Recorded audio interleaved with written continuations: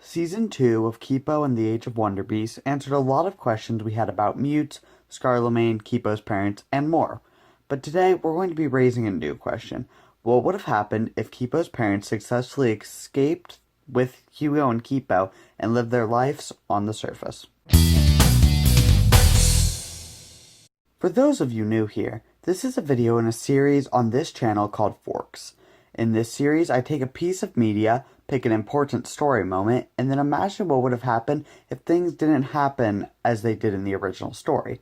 And in today's fork, we're going to be looking at the cartoon Kipo and the Age of Wonderbeasts, and thinking about what would have happened if instead of Kipo and her dad being alone in a burrow their whole lives, Kipo's whole family successfully escaped to the surface. In these videos, I like to look at two different endings. A good ending, where the characters either end up in a similar position to how they did in the original piece of media, just taking an alternate route, and a bad ending, where things go horribly wrong. But super quick before we get to that, we've got to yet another piece of very lovely fan art. Thank you so much for this wonderful drawing. Theo and I loved it. So, now without further ado, let's begin with the good ending. Leo and Song successfully broke Hugo out of his treadmill prison and took all their things, including their baby, and the four of them escaped Dr. Amelia's science burrow. And equipped with Leo and Song's vast scientific knowledge, Hugo's mind control sweat, and a jaguar baby, the four of them managed to survive on the surface. They obviously didn't have Kipo's optimistic charm, seen as she is a baby. So they didn't manage to win over the hearts of every mute they met, whereas in the show, Kipo and friends always have the option to go live with the safety of the Timbercats or under the protection of Ratland, or just with any mute Kipo can win over. The family of four struggle a bit at first, however, as Kipo grows older and Hugo begins to use his powers a bit more, they eventually gain the trust of some mute. Seeing as both Song and Kipo can become mute, and Hugo is a mute, the more Song and Kipo learn about their powers, and the more Hugo interacts with other mutes, the more they all start to understand each other. After growing up on the surface, knowing she's part mute, and having a mute brother, Kipo wants to forever end the hatred humans and mutes have for each other, because she's Kipo, and Kipo always believes in good. And with the help of her parents, brother, and maybe Wolf and Benson if they ran into them, she works non-stop to try and bridge the divide between humans and mutes. And it works. Obviously, Kipo is going to have her sunny disposition no matter where she grew up, seeing as almost nothing can shake her. Not a single event that happened in Season 1 and 2 shows Kipo's worldview can be easily changed. So, it's safe to assume, even growing up on the surface, she would still be the same Kipo.